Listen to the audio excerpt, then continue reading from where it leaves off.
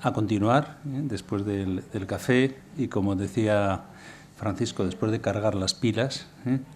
Y bueno, en la siguiente presentación tenemos como ponente a Marta de la Cuesta, profesora titular de Economía Aplicada de la UNED, especialista en sistema financiero, finanza sostenible. Y bueno, además une la experiencia académica de muchos años con la experiencia profesional. En ese sentido, bueno, pues, participó como consejera independiente de Banca Cívica, presidiendo su Comisión de Responsabilidad Social. Además, ha participado y ha asumido cargos como vicerrectora de Planificación y Asuntos Económicos en la UNED y, sobre todo, pues, los trabajos de investigación, docencia y participación, que es la parte que yo creo que más le gusta. Bueno, sin más, le doy paso a Marta de la Cuesta, que nos va a hablar sobre el papel de la inversión socialmente responsable en una sociedad en crisis. Después de que doña Concepción Sanz Gómez nos ha planteado el panorama de la situación de crisis, tanto a nivel mundial como a nivel de España y las particularidades, pues vamos a dar un paso más y vamos a ver cuál es el papel concreto y bueno, pues la parte que puede aportar la inversión socialmente responsable. Sin más, muchas gracias. Pues gracias, y lo primero de todo, dar las gracias a la Pontificia de Salamanca, y me alegro de reencontrarme con gente que hacía mucho que no veía. Y también dar las gracias al Santander, pues un agente bastante activo en estos temas de hace mucho tiempo. Gracias, Javier, por la presentación, y para no robar tiempo a los ponentes de la mesa, que siempre son los últimos, voy a intentar, aunque tengo una presentación un poquito larga, dar unas pinceladas sobre esto que nos han puesto como título, que es el papel de la ISR, o la inversión socialmente responsable, en esta sociedad y en este momento de crisis. Un poco también, como he podido escuchar la ponencia anterior, voy a intentar hacer alguna alusión a alguna de las cosas que han ido mencionando. Y básicamente el índice lo que pretende es precisamente ver en qué entorno financiero nos encontramos. Se ha expuesto detalladamente antes los rasgos y los riesgos. ¿Qué papel juega la inversión socialmente responsable en ese entorno? ¿Qué es esto de la inversión socialmente responsable? ¿Quién juega en el mercado a esto? ¿Qué instituciones? ¿Qué agentes? ¿Qué agencias? ¿Qué productos? ¿Qué estrategias? ¿Cuánto de importante o cuán importante es hasta este momento, sobre todo en el ámbito europeo y en concreto en España? ¿Y en qué medida la gestión de riesgos con criterios más allá de los financieros, los criterios que se llaman extrafinancieros o riesgos extrafinancieros, ambientales, sociales y de gobierno corporativo, aportan valor a la inversión, que es lo último que querría comentaros.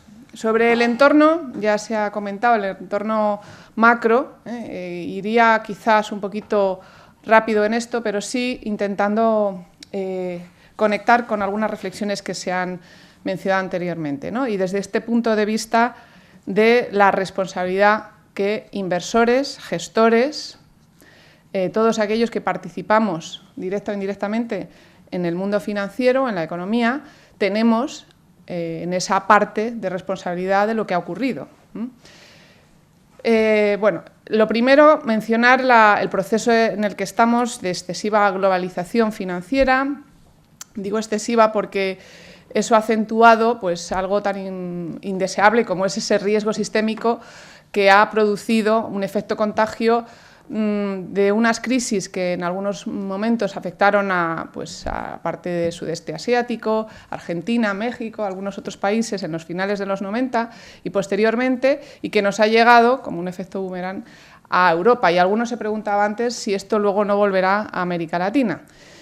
No lo sé, yo ahí sería más prudente, ¿no? Porque al final, detrás de todo eso hay una excesiva financiarización de la economía y el dinero se mueve muy rápidamente porque no tiene límites. Los mercados de capitales, salvo algunas excepciones en algunos países, el capital se mueve rápidamente de un sitio a otro y busca la máxima rentabilidad al corto plazo. También, como consecuencia de ese proceso, pues ha habido prácticas un poco cuestionadas y en estos momentos objeto de regulación, que es ese conflicto de interés entre la banca de inversión y la banca comercial, que ha llevado a la colocación de productos como la subprime o esos otros estructurados y esos productos sofisticados, que lo que hacían, como bien decía el anterior ponente, era empaquetar una serie de productos, trasladar el riesgo, porque lo que primaba, ella lo ha dicho, era obtener ganancias por la comisión. De nuevo, beneficio a corto plazo rápidamente. Es decir, primaba colocar el producto a otro, ganar la comisión y desentenderse del riesgo sin tener en cuenta el impacto que eso podía tener. Eso se ha debido precisamente a esa conjunción entre la banca de inversión y banca comercial que en algún momento pues, ha llevado a prácticas de este tipo. Y como consecuencia de esta reestructuración, bueno, pues se ha producido un exceso de concentración en un sector tan importante como es el sector financiero. Creo que la última transparencia lo decía, en España como ha quedado reducido el número de entidades que había a las actuales, pero eso es lo habitual en mercados como el del Reino Unido o en otros mercados de economías avanzadas, no tanto en el caso de Alemania, donde la diversidad de instituciones financieras pues, se ha perdido. Se ha perdido porque el modelo de negocio se ha visto de manera generalizada, se ha unificado. Hay que hacer esto y todos jugaban a la misma partida, ¿no? Las reglas del juego son estas, entonces hay que ganar más, como los tipos de interés son bajos, pues hay que colocar más productos, hay que expandirse, da igual a quién se lo coloques, y al final el modelo de negocio que hay detrás de las entidades que participan del sector financiero, pues se ha simplificado, y por eso hablo ahí de se ha abusado de la excesiva confianza del cliente y de la poca educación financiera o cultura financiera del cliente. Bien, como consecuencia de ello, pues hemos visto ese proceso de mayor intensificación financiera donde todos dependemos excesivamente, no solo por el lado del crédito, sino también por el lado del ahorro y de la gestión de pagos de las instituciones financieras, consumimos muchos servicios financieros y se han producido pues, cuestiones como el sobreendeudamiento o el excesivo apalancamiento financiero. ¿Y qué riesgos hay en ese entorno financiero? Bueno, pues constantemente vemos aspectos que tienen que ver con la ética. Hace 2 días en nuestro mercado alternativo bursátil, que te quedas pasmada cómo puede todavía suceder este tipo de cosas.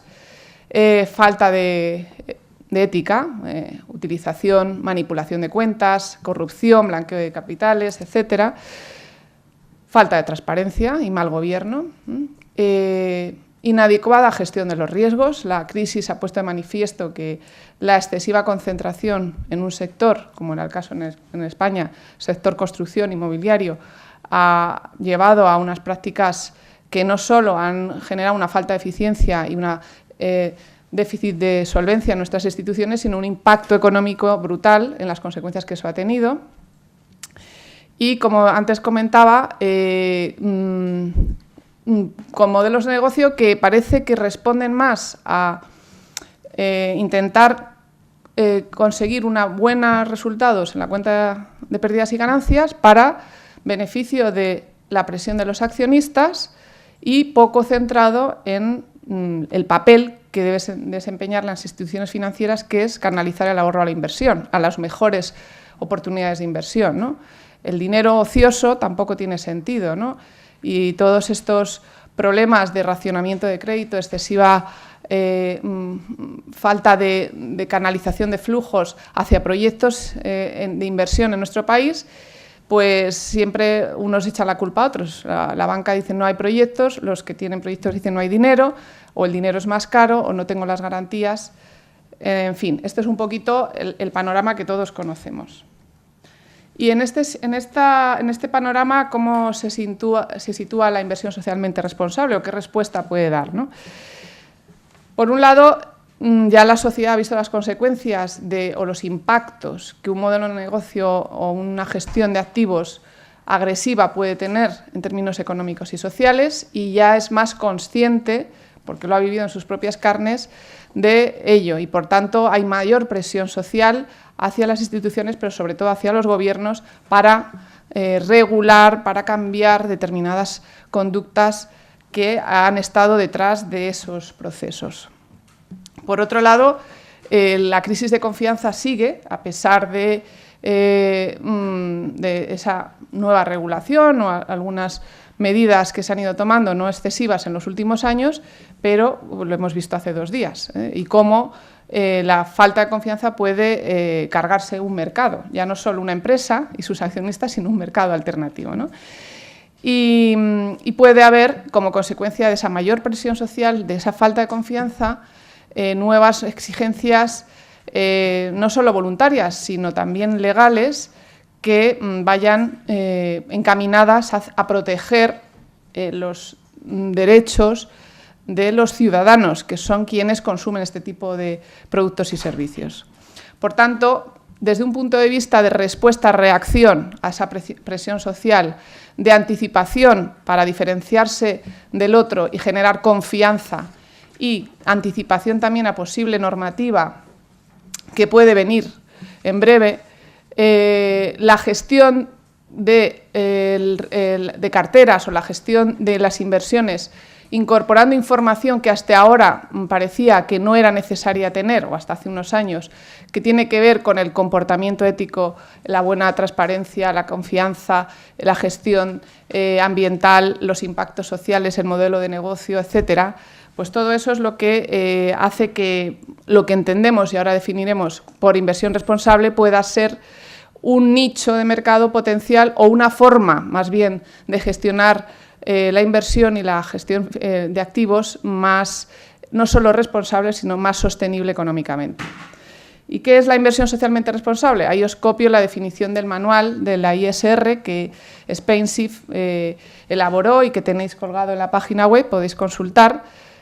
Simplemente os copio eso para hacer referencia y mención a ese manual, donde se dice que es la inversión que tiene en cuenta los criterios financieros, obviamente, rentabilidad, riesgo, liquidez, pero también otros extrafinancieros, ambientales, sociales y de buen gobierno, a la hora de analizar las inversiones o los beneficiarios de los préstamos o los beneficiarios de la posible inversión en cartera, para tomar una decisión sobre esa inversión más fundamentada. Y también para ejercer nuestro derecho de propiedad, ya sea como accionista, a través de los derechos políticos y el derecho al voto, más consciente y más responsable. Bien. Otra forma también de decir que es la ISR, pues es aquella que permite en el sistema financiero canalizar financiación hacia empresas, proyectos, personas, organizaciones que demuestran tener un mejor comportamiento que otros, no el ideal, pero sí un mejor comportamiento en términos de riesgos ASG y cuya actuación tiene un mejor o un mayor impacto social y ambiental a través de los mecanismos que tiene el sistema financiero, que son, pues como os decía antes, la gestión de activos, fondos de inversión, fondos de pensiones, fórmulas de capital riesgo, fórmulas de microfinanciación o microseguros de garantía, fondos de garantía o incluso a través de instituciones que vocacionalmente se constituyen con el fin social de especializarse en este nicho de mercado, que es la banca social o la banca ética.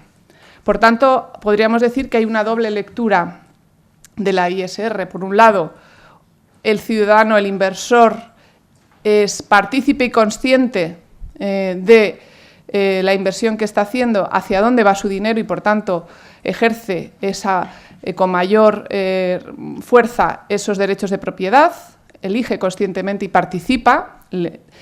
Y, por otro lado, también es un mecanismo, como veremos luego al final, que permite analizar con mayor profundidad los proyectos o las empresas que van a percibir esa inversión o esa financiación y que, por tanto, serán las mejores de la clase dentro de un conjunto de posibles inversiones y, por tanto, la sostenibilidad económica en el medio plazo estará más garantizada. La rentabilidad-riesgo de esa inversión será mejor o más sustentada que si obviamos la información extrafinanciera.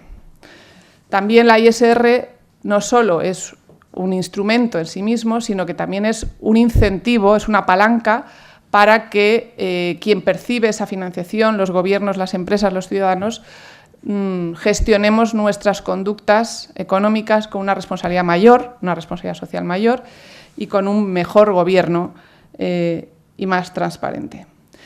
En esta transparencia que hemos usado varias veces algunos y que yo siempre se la he adjudicado a Toni Vallabriga, creo que está bastante bien sintetizado un poco la filosofía que hay detrás, ¿no? En un contexto de crisis financiera, de crisis de economía real, pero también de crisis de valores, hay que buscar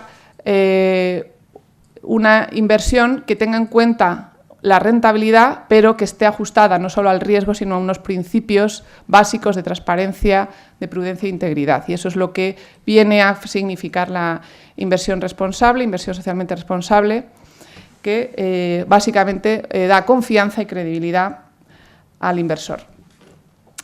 Bien, ¿quién participa en este mercado? ¿Qué instituciones y a través de qué instrumentos y qué estrategias? En este gráfico pues podemos ver, a ver si se puede mejor así, ¿lo veis bien? Que por un lado están las empresas pueden ser privadas, públicas, pequeñas, grandes corporaciones que son objeto de financiación e inversión, los inversores institucionales, esos que mueven el dinero en los mercados, los fondos de pensiones, los fondos soberanos, fondos de inversión, los gobiernos que también tienen ese papel de captar fondos para financiar esa deuda tan exagerada que tenemos, pero también para regular, quienes tienen capacidad de regular, intervenir en los mercados, poner límites. Las comisiones, por ejemplo, de los fondos de pensiones, que son quienes idean y ponen en práctica una política de inversión y le dicen al gestor cuál debe ser esa política y cómo administrar ese fondo. Las agencias que analizan a las empresas en función de esa política, dicen, vale, usted quiere que yo tenga en cuenta estos criterios, con esta filosofía, con esta ponderación, y yo como agencia de sostenibilidad especializada en el análisis y la investigación de empresas con esos criterios, le reporto información y a veces esa información también se reporta o se vende a los gestores de índices que nos sirven como parámetros, como mecanismos de ver en esos índices de sostenibilidad quiénes son, a juicio de esos índices, las mejores de la clase, insisto, en términos de sostenibilidad o responsabilidad social.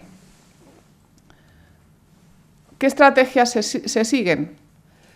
Pues en la evolución de la ISR hemos pasado de una visión muy reducida de la inversión responsable equivalente a la inversión ética. Cuando surgen las iniciativas ISR se hablaba más bien de inversión ética, con una perspectiva moral y en la que quienes lo promovieron se preguntaron qué se estaba haciendo con su dinero y en qué medida eso iba en contra de sus principios morales.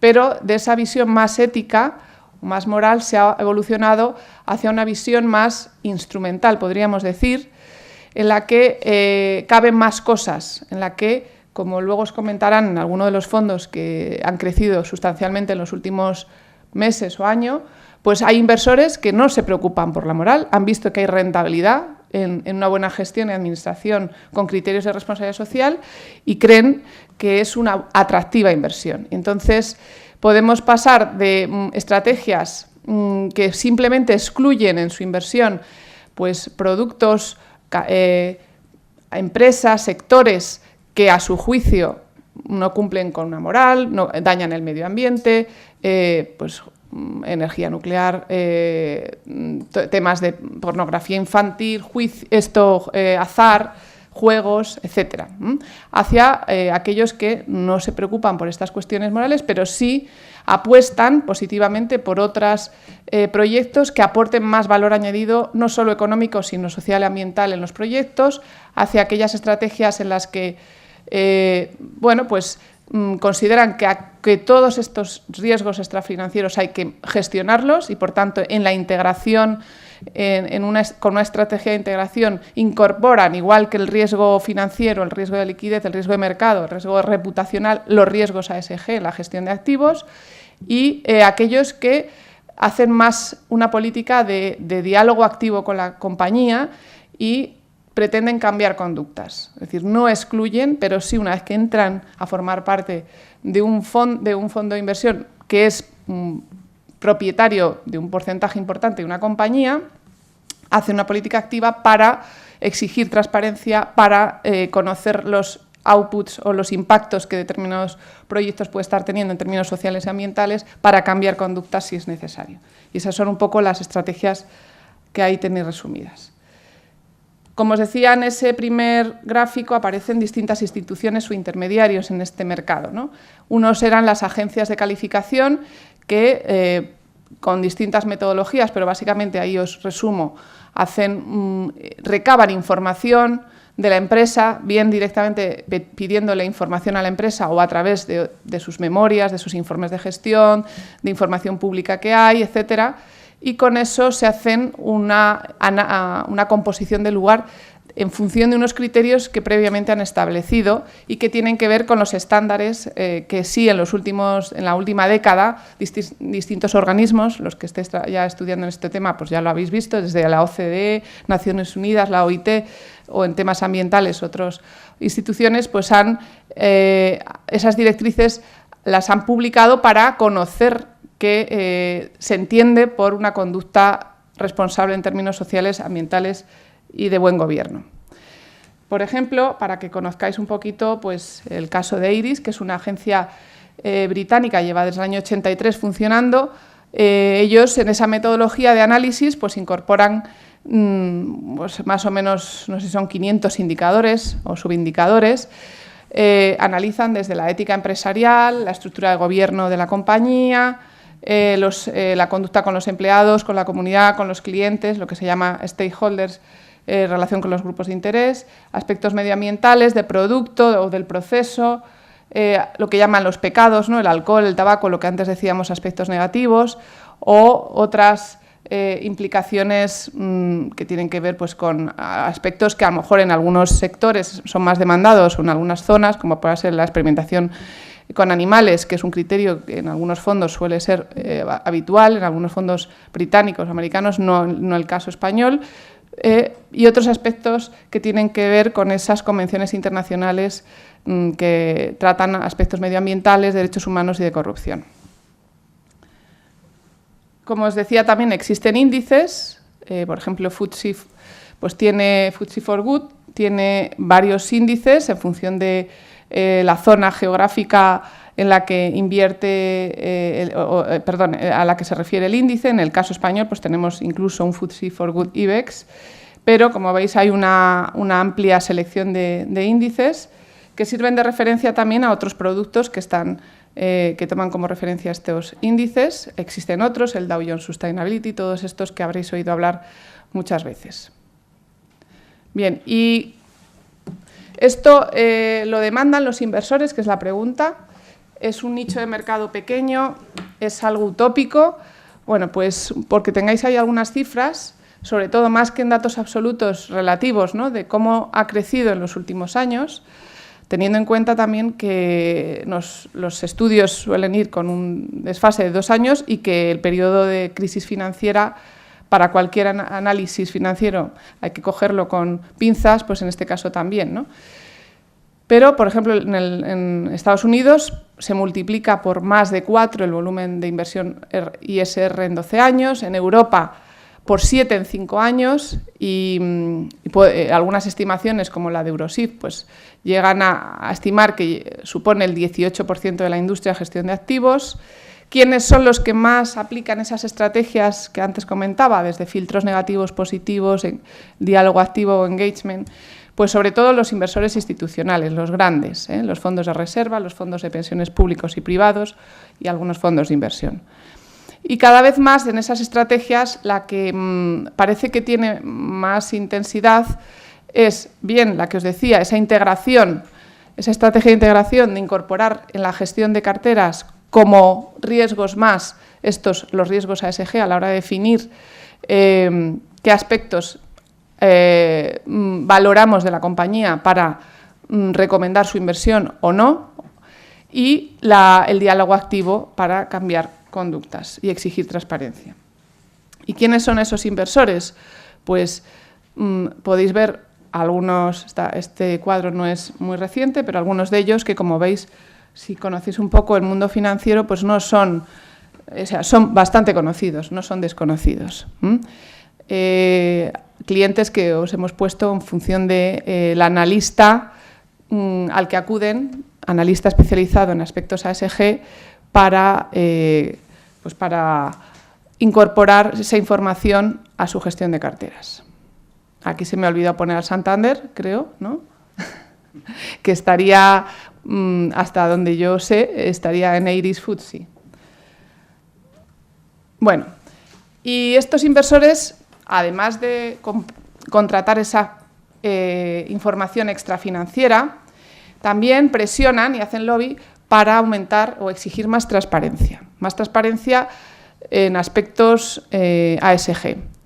Y no solo piden que haya más información, sino que esa información les sea útil, porque hasta ahora la información que proporcionan las empresas de forma voluntaria sigue unos estándares, pero cada cual cuenta la historia como le interesa y a veces no es del todo, como veremos luego, útil para el gestor de carteras que necesita información más cuantitativa o específica de algunos aspectos más sensibles sobre los que muchas veces en esos informes no se da datos. Y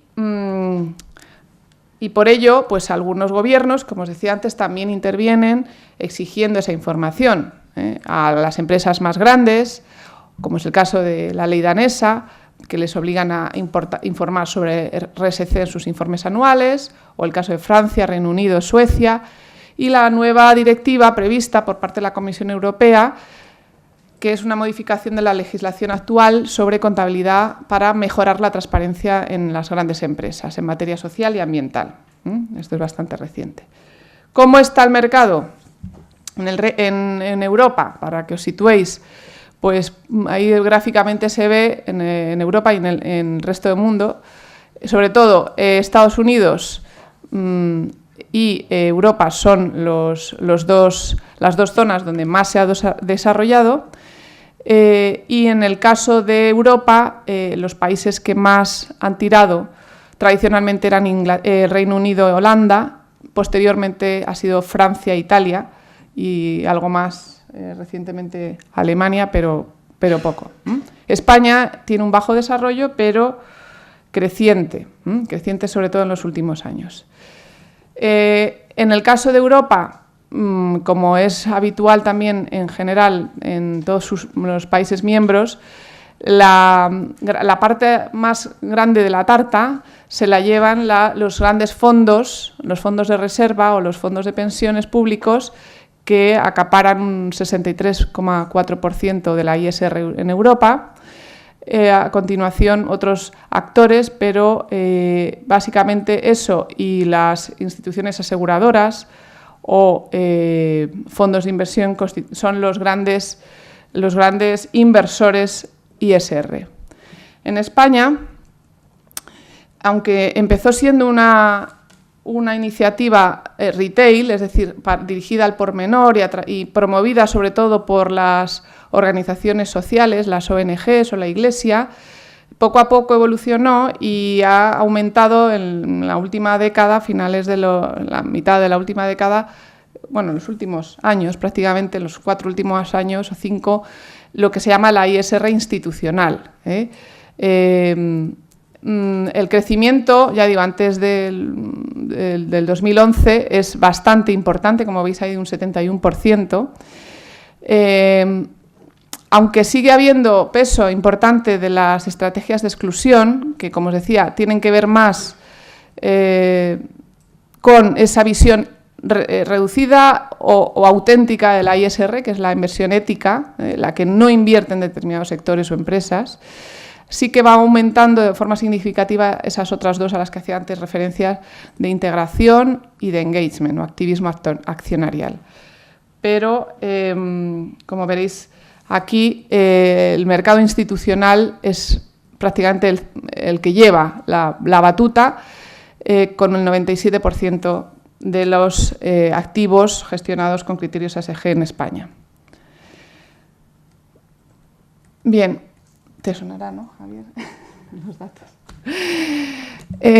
Como os decía, los fondos y planes de pensiones ha sido uno de los que más han tirado de este mercado en los últimos años en España, en buena medida por iniciativas de carácter voluntario, inicialmente, y promovidas por Naciones Unidas, como son los principios de responsabilidad en la inversión, que han llevado a los grandes gestores de estos fondos, pues como los del Santander, los fondos de pensiones de empleados del BBVA o de Iberdrola y otros fondos, a incorporar en esa gestión estos criterios, promovidos en buena parte también no solo por las empresas a las que pertenecen estos empleados, sino también por los sindicatos que forman parte de esas comisiones de control a las que hacía referencia antes, que se interesan y exigen a los gestores que les den información sobre qué se está haciendo con su dinero o con sus futuras pensiones, exigiendo rentabilidad, eso sí, estabilidad en el tiempo, y precisamente porque buscan una rentabilidad estable a lo largo del tiempo para garantizar esas pensiones, creen que la ISR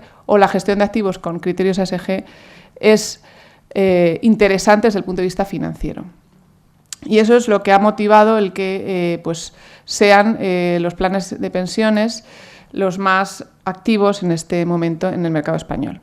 Para aquellos que tengáis interés, nosotros en la cátedra de Telefónica que llevo en la UNED, es una cátedra de responsabilidad corporativa y sostenibilidad, hacemos un laboratorio que llamamos, con colaboración de Economistas Sin Fronteras, que es una ONG activa en estos temas desde hace mucho tiempo, un laboratorio que llamamos de fondos ISR, de fondos de inversión y fondos de pensiones, en el que con un criterio, con una metodología propia, que luego os mencionaré dónde la tenéis más descrita, se analiza la calidad ética o la calidad ASG de los fondos que se están comercializando en nuestro país para aquel que quiera, aquel ciudadano que decida invertir con estos criterios y que quiera tener una información adicional a la que le pueda soportar su entidad financiera habitual con la que trabaja y pueda hacer una comparativa, no solo desde el punto de vista financiero, porque la valoración del patrimonio, el valor de la participación a diario, la rentabilidad acumulada, todas estas cosas la tienes y ahí también se pone habitualmente en información pública, pero no lo hay sobre lo que es la aplicación en esos fondos de los criterios a los que se comprometen esos fondos a través de sus políticas de responsabilidad social. Y esa es la valoración que hacemos y que suministramos a través de la web para quien quiera conocerla. Lo mismo con los fondos de pensiones. Y la metodología, digo, está descrita, por si os interesa, en un libro que ya está accesible en PDF, y que le pasé el vínculo a Javier y al director del curso para que pudierais tener acceso a él. Como pesa bastante, os mandarán el enlace y os lo podéis descargar. ¿De acuerdo? Se llama Cómo fomentar la ISR en España, de hace unos años, pero tiene una parte didáctica de qué es la ISR, cómo ha evolucionado las estrategias, y luego una parte práctica que es precisamente la metodología que utilizamos y que se va actualizando con la información diaria para elaborar este laboratorio. Y quería también hacer referencia, ya bajando un poco al terreno, una vez que hemos visto las grandes cifras, de cómo se gestiona un fondo de este tipo, ¿no? Un fondo, por ejemplo, como el Santander Vivienda Solidario, luego os comentarán algún otro, que es un fondo dirigido al por menor, a cualquier ciudadano que tenga unos pequeños ahorros y que quiera invertirlos en un fondo de inversión responsable. Como veis, hay muchos logos. ¿Por qué? Pues porque es un fondo que ha estado siempre, está promovido por el Santander, pero también por una serie de instituciones sociales, desde Cruz Roja a Acción Española contra el Cáncer o temas de medio ambiente, es decir, con una composición bastante amplia de ONGs, de desarrollo y de acción social, y que han diseñado una política con ayuda de un asesor externo, que es la Fundación Economistas Sin Fronteras, y con una herramienta que es la que proporciona IRIS, esa agencia de calificación ASG, que permite aplicar esa política conforme a la información disponible por parte de esta agencia. ¿Y qué hacen? Pues lo que se hace es un análisis por parte de la gestora donde se ve dentro de que es una estrategia de dividendo, es decir, una estrategia de invertir en aquellas empresas que sean rentables desde el punto de vista del dividendo y que sean atractivas dentro de un marco pues de inversión variable, de renta variable mixta, si no recuerdo mal, y con unas políticas en las que, como veis ahí, para que veáis un poquito, se valora aspectos de derechos humanos y laborales, de medio ambiente, del respeto del producto en sí mismo que proporciona la empresa, el producto o el servicio y los procesos, y de gobierno corporativo. Esos elementos se traducen luego en una serie de subindicadores. Hay, por ejemplo, para que veáis un poquito el tema de derechos humanos y laborales, pues se valora si la empresa tiene una política y un sistema de gestión de derechos humanos, el sistema de información, si cumple con las convenciones de la OIT, temas de seguridad y salud laboral, creación y calidad del empleo. Cada una tiene una ponderación relativa sobre esa dimensión y cada dimensión, a su vez, tiene una ponderación en la nota final. Como veis ahí, pues en medio ambiente un 25%, derechos humanos y laborales otro 25%, y así sucesivamente. Y cada sector, dependiendo del riesgo al que esté expuesto, pues se analizará con más rigor o menos, o se le exigirá más, en función de si es, por ejemplo, farmacéutico y salud o industrias químicas, donde, por ejemplo, en el caso de industrias químicas, el aspecto ambiental puede ser mucho más relevante o que pueda ser el sector financiero, ¿no? Bien, y con eso se hace una valoración, información que se suministra a la gestora y a la comisión ética del fondo, y es la que decide pues qué empresas forman parte dentro de las que cumplen con ese criterio de gestión dividendo y cuáles salen o cuáles no son aceptables para la inversión.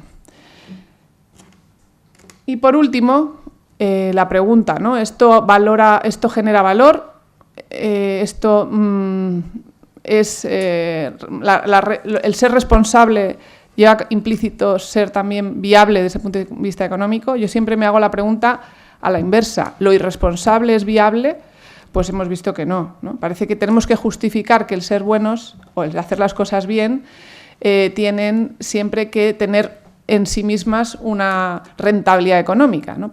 Y no al revés, que lo irresponsable o hacer las cosas mal, partimos de esa premisa, ¿no? Pero bueno, hay que justificarlo y aquí estamos. Al margen de lo que ya he ido diciendo anteriormente, lo que quería aquí un poco es demostraros o daros algunos datos de investigaciones que se han hecho al respecto, que son muchísimas, sobre la relación entre la buena gestión empresarial en términos de aspectos de política y gestión ambiental, sociales, de buen gobierno, etcétera, y la performance financiera, el valor de la acción, el coste financiero de la deuda o cualquier otra variable que queramos definir para ver la sostenibilidad financiera de la compañía, ¿no? Y la rentabilidad de la misma. Y bueno, ahí os pongo algunas referencias, tampoco me quiero extender mucho más. Ha habido muchos estudios, algunos resumen esos estudios, como el de Orlitsky en 2003 o el de 2007, que son metaanálisis de otros estudios y hacen esas comparativas, y donde básicamente vienen a constatar que hay una relación positiva o neutra, depende en buena medida también de la gestión financiera y la gestión adecuada que la gestora o que el inversor haga, ¿no? Otros consideran que esa relación entre rentabilidad social o performance social y rentabilidad económica tiene una forma de U, en el sentido de que aquellas empresas que invierten, o sea, que hacen una política de responsabilidad social activa desde un punto de vista de inversión, no de gasto y de publicidad, para obtener una mejor relación con sus grupos de interés y una mayor capacidad de conocer sus demandas e influir en ellos, esa habilidad, ese valor añadido de esa empresa les reporta valor. Y otros que, también un poco en la misma línea, consideran que la gestión de la responsabilidad social estimula otros recursos intangibles, como es el capital humano, que es fundamental para el buen funcionamiento de una compañía, la cultura, la reputación, que en definitiva revierten indirectamente en mejores resultados. En conclusión, los académicos, por poneros así el resumen, podrían decir a los empresarios que la relación entre ambos desempeños o performance es positiva. Sin embargo, hay falta de consenso en cómo medirlo. Incluso puedes encontrarte una empresa que esté en un índice y no esté en otro, o que te la recomiende un inversor y no otro. Y ante la concreción o falta de concreción de unas políticas que no se traducen luego en resultados. Uno cuando ve las memorias, pues hay mucho de yo quiero ser, yo debería ser, pero luego poca información de yo he hecho o yo no he hecho, ¿no?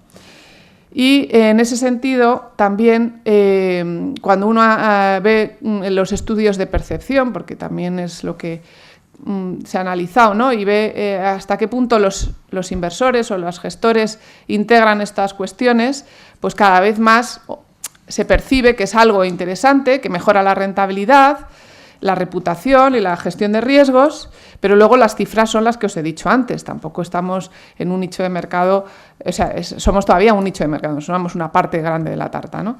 Entonces, ¿cuáles son esos problemas, ¿no? ¿Qué puede haber en torno a ese gap entre, bueno, esto aporta valor, pero sin embargo no se está gestionando todavía todas las carteras con estos criterios?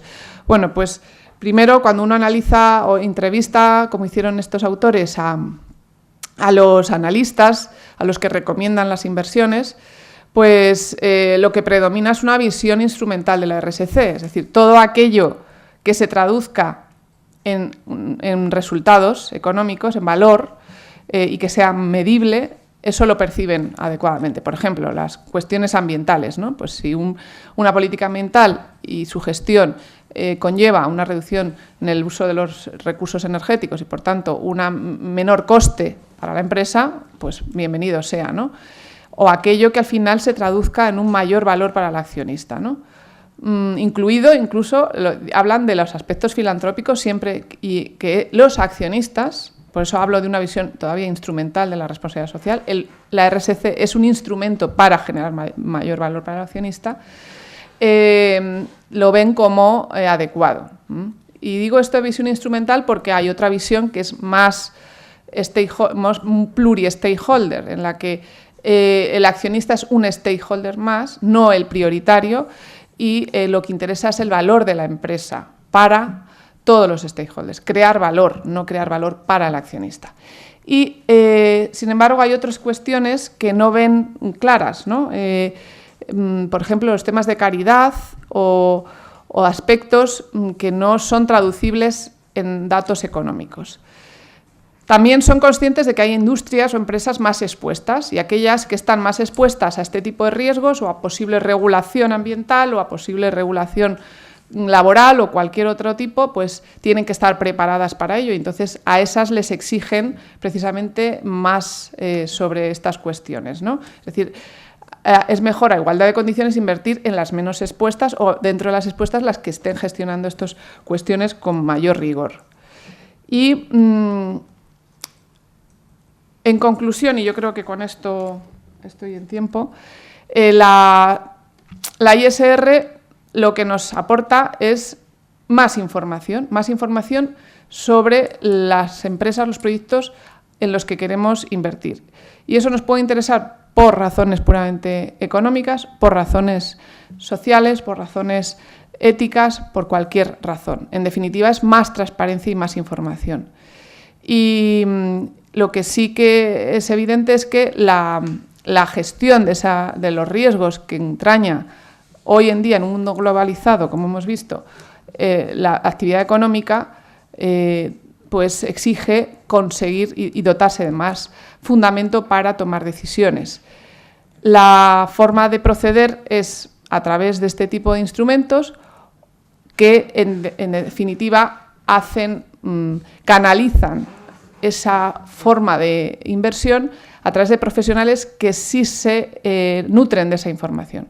Cuando existe el debate de esto no avanza porque la demanda no lo pide o porque la oferta no lo ofrece, de quién es la culpa, yo creo que el problema en estos casos, en general, en el mundo financiero, pero más en esta información extrafinanciera, es que el ciudadano de a pie es incapaz de conocer los entresijos de una compañía para valorar si esa compañía es mejor o peor que otra. Y esa labor de aglutinación, análisis de información previa, la tiene que hacer un gestor, un analista, quien tenga capacidad para ello. Por eso estas fórmulas de inversión colectiva son las más apropiadas para canalizar en mayor volumen la inversión hacia los proyectos más sostenibles o más rentables desde el punto de vista económico, social y ambiental.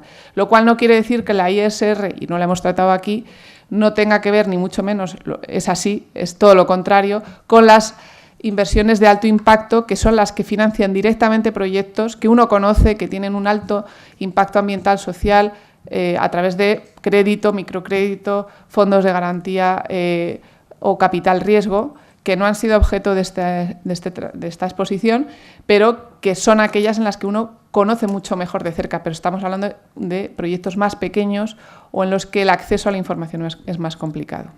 Y por mi parte creo que esta era la última transparencia, así que agradecer estar aquí de nuevo y esperar las preguntas que queráis formularme. Muchas gracias.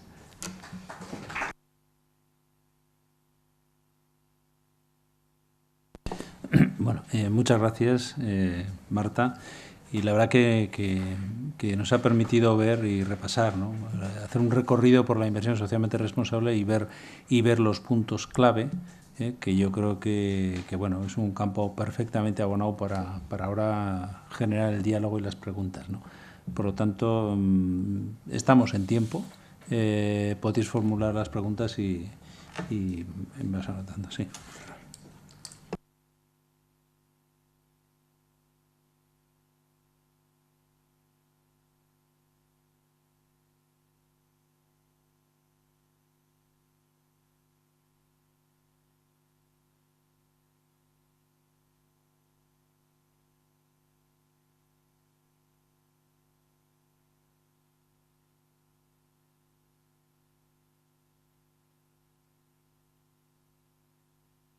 Bien, cuando se habla de comunidad o inversión en la comunidad, no estamos hablando solo de la filantropía, que es lo que normalmente se suele aportar muchas veces como valor adicional, ¿no? Yo reporto parte de mis beneficios a través de mi fundación o a través de la obra social a la comunidad, sino también en qué medida en la comunidad en la que está operando está aportando valor económico, en términos de generación de empleo, de incluso revertir impuestos a la comunidad, es decir, en qué medida está inmerso y no está extrayendo valor de esa comunidad para el accionista, de forma muy resumida, ¿no? Entonces, para que no te quedes con la idea de que es solo filantropía, no, es inversión en términos reales, en términos de empleo, de generación de riqueza, de incorporación en los procesos productivos de proveedores locales, etcétera.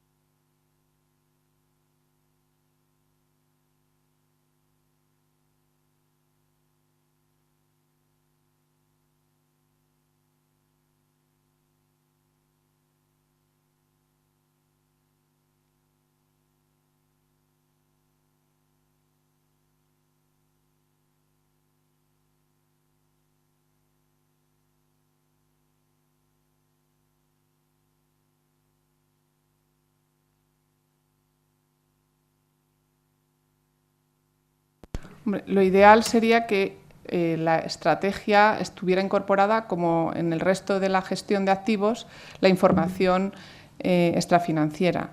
Lo cierto es que luego, como en todo, o sea, que no existieran productos específicos, pero como todo en el mercado puede haber gente o inversores que demanden un producto específico, ¿no?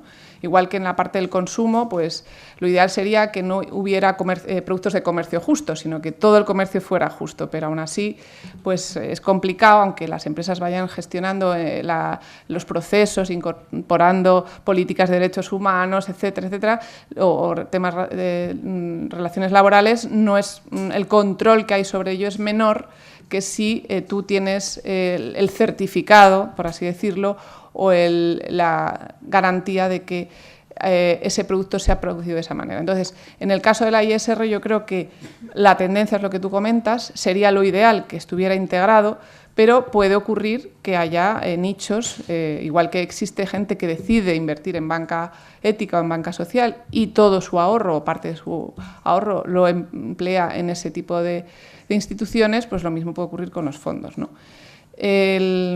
También tiene la ventaja del reporte, depende un poco la normativa, ¿no? En el caso de que uno voluntariamente promueva, gestione, distribuya un fondo de este tipo, se autoexige una transparencia al partícipe para darle a conocer lo que está haciendo con el dinero de ese partícipe. Si eso está en la gestión integral, al final esa transparencia, salvo que sea obligatoria por Real Decreto, por reglamento, lo que sea, me temo que cuando uno va a gestionar, va a invertir ahí, lo más que le van a decir es la rentabilidad, no tanto qué empresas y por qué se han excluido o no de la cartera.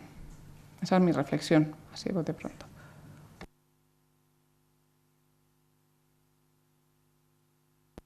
Sí, ¿alguien más? Sí.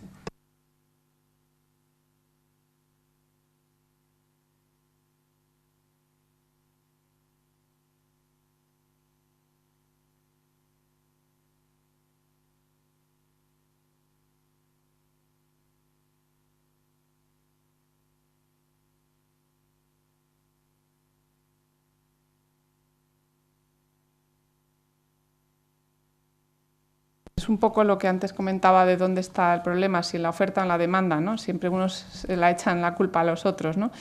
Bueno, yo creo que es de los dos. Es decir, la oferta en el mundo financiero pues tiene mucho poder. Es decir, a pesar de la crisis y que cada vez estamos más escépticos a lo que nos coloque nuestro director de oficina, al final crees en lo que te están colocando y dependes mucho de lo que te quieran colocar. Entonces, si no hay un estímulo por parte de la dirección para favorecer que se coloquen esos productos en lugar de la subprime u otros, pues difícilmente te va a llegar, salvo que tú seas una persona concienciada, informada, cosa complicada, y exijas esa información. Pero bueno, es una labor conjunta, yo creo que SpainShift tiene ese propósito, ¿no? Por eso se unen oferta y demanda también ahí, y intenta dar a conocer este tipo de activos, ¿no? De inversiones. Pero bueno, como en todo, depende de los incentivos.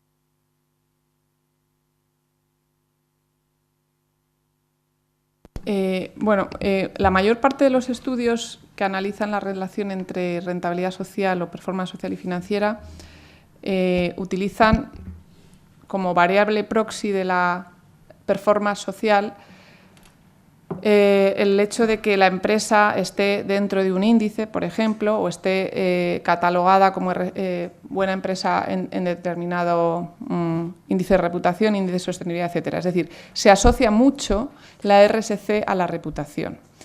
Y eso tiene que ver también con el método, la metodología que se utiliza para valorar a las empresas, porque se basa en la información o en la calidad, más bien, de la información que las empresas suministran, lo transparentes que son. Entonces, podríamos hacer una equivalencia que sería más transparencia, más reputación, más sostenibilidad o más RSC. Lo cual no quiere decir que sea así. Es decir, lo ideal sería conocer, y yo he hecho una mención, al modelo de negocio, a lo que hay detrás, ¿no? Más allá de los valores intangibles que, en definitiva, pueden recoger la imagen de la compañía, pero que puede dejar por detrás cosas que luego se desvanezcan. Y lo hemos visto, empresas con mucha reputación han caído, han quebrado. ¿Por qué? Pues porque no estaban los fundamentos controlados. Y esa parte de la información o de la gestión de la empresa no es transparente muchas veces. Entonces, por ejemplo, si queréis ver también en la web de la cátedra, hemos publicado un cuaderno, o dos me parece que son, sobre el sector financiero y el negocio bancario, en concreto de banca comercial.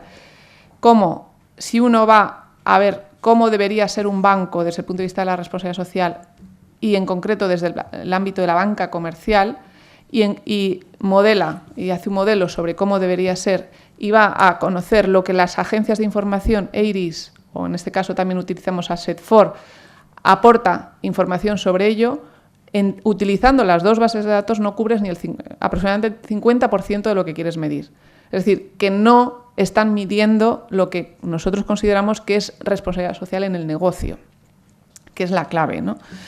Por tanto, ahí es donde debería haber más transparencia para evitar, pues en el caso de la banca, lo que ha sucedido, ¿no? El colocar productos sin saber el impacto que eso tiene. O en otros sectores, como puede ser energético, pues los precios que están repercutiendo, transparencia sobre el mecanismo de precios, sobre los posibles conflictos de interés dentro del mismo grupo, ser productora y distribuidora generadora, o cualquier cosa que está en el día a día y en la percepción de que algo no funciona bien, pero que sin embargo sobre eso no se está analizando por parte de las agencias de sostenibilidad.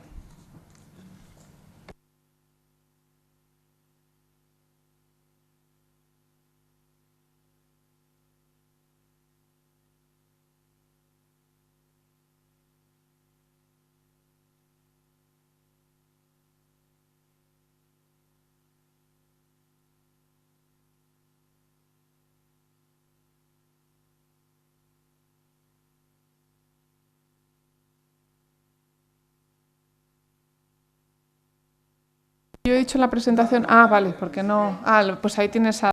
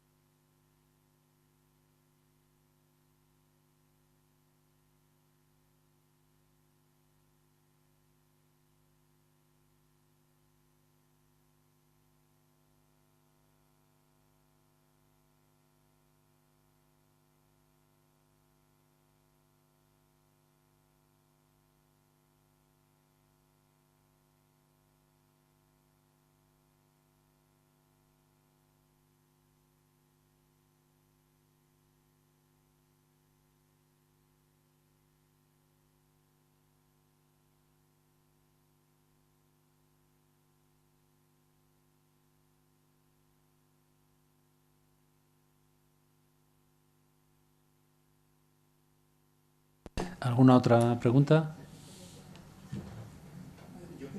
Sí.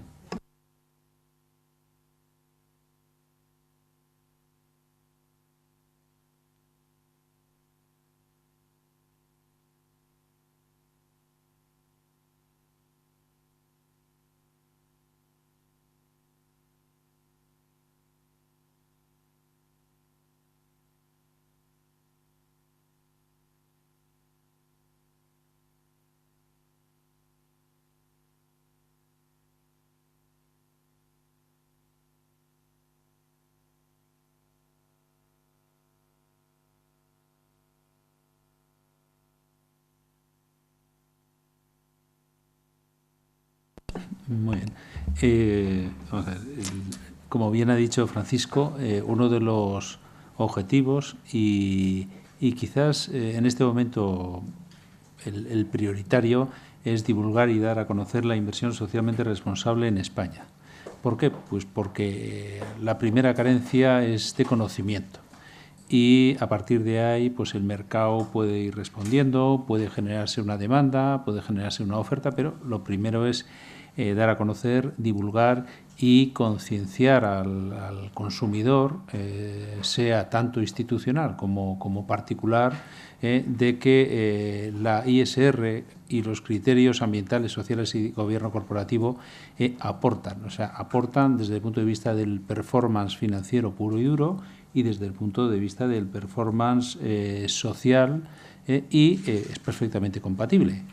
Entonces, bueno, esa es la primera labor y, de hecho, eso se materializa en este curso, en la colaboración de este curso, en otro curso de verano que hemos terminado recientemente con la UNED, dirigido por Marta también, que está aquí, y estudios de investigación a nivel nacional, estudios de investigación a nivel europeo. Estamos participando en el estudio de Eurosif sobre la ISR, que se realiza cada 2 años y se presentará en el evento anual del día 15 de octubre. Lo presentará el presidente de Eurosif. Estamos trabajando con 2 estudios también a nivel europeo en temas de inversiones de impacto y otros sobre los planes de pensiones a nivel europeo. Esos 2 últimos se verán o se terminarán el año que viene. Entonces, bueno, hay todo un proceso importante que evidentemente está inacabado. Esto es progresivo y tenemos muchísimas cosas que hacer, pero entendemos que el primer paso es el conocimiento, la divulgación. De hecho, es más, hemos ido al eslabón más débil de la cadena, ¿no? Como bien decía Marta, la inversión ISR que se ha desarrollado o que ha tenido y que es a nivel europeo y global, el referente es la inversión institucional. Para haceros un poco a la idea, estamos hablando de que a nivel europeo estamos hablando del 97, algo menos, 96, 95, es inversión institucional. Y si nos vamos a España ya es tremendo. Nos situamos, las cifras estadísticas nos sitúan en un 93, pero que realmente es menos todavía. Luego tendremos ocasión de oír esta tarde al director general de Inverco y sobre la parte de instituciones de inversión colectiva, que sería inversión en fondos retail, tenemos el 0,16, o sea que es muy poquito. Bien, volviendo a lo que comentaba SpainShift, lo que se ha marcado es, como dentro de su plan estratégico, promover la ISR Retail. Para eso se ha contactado y se ha llegado a un acuerdo con asociaciones de consumidores, con ASGECO, con CECU.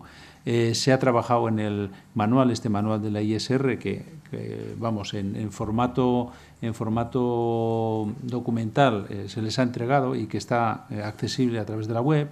Hay un vídeo sobre la ISR de concienciación al particular para que los valores personales los traslade también como responsabilidad de su dinero y los traslade a su ahorro, vaya a las entidades financieras y de alguna forma promueva esa oferta de productos, porque al final estamos con la pescadilla que se muerde la cola, ¿no?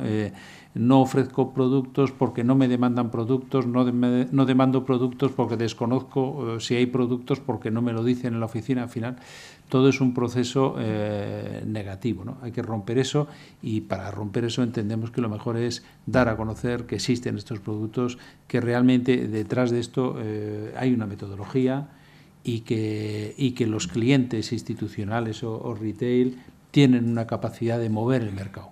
La parte institucional tiene dos palancas que luego en la exposición esta tarde les comentaré, que está mucho más estructurado. Toda la parte de los signatarios de los PRI tienen ya un canal de compromiso para la inversión institucional en ISR y, aparte de eso, bueno, pues tenemos distintas organizaciones, el Pacto de Naciones Unidas, con la parte de exclusiones, con normas. O sea, está mucho más, tenemos en España los planes de pensiones de empleo y las comisiones de control que promueven la aplicación de estos criterios. La parte institucional tiene raíces.